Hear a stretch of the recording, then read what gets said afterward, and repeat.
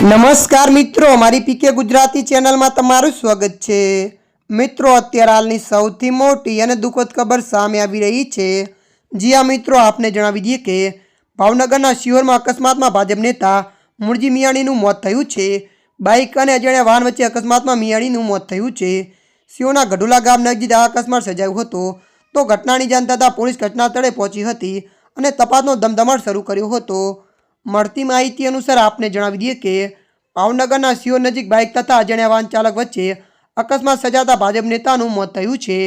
ભાવનગર જિલ્લા પંચાયતના પ્રમુખ રિયાબેનના પતિ અને ભાજપના કદવા નેતા મુળજીભાઈ મિયાણીનું અકસ્માતમાં મોત થતાં ભાવનગર ભાજપ પક્ષમાં શોકનો માહોલ જોવા મળ્યો છે। તો વધુમાં જણાવી દઈએ કે ગઢુલા નજીક બાઇક લઈને પસાર થતા હતા ત્યારે અજાણ્યા વાહનને અડફેટે લેતા તેમનું મોત થયું છે અને તેમને સારવાર મળે તે પહેલાં જ અંતિમ શ્વાસ લીધા હતા। ભારતીય જનતા પાર્ટીના આગેવાનો તથા પરિવારજનો શિહોર CHC સેન્ટર પહોંચ્યા હતા।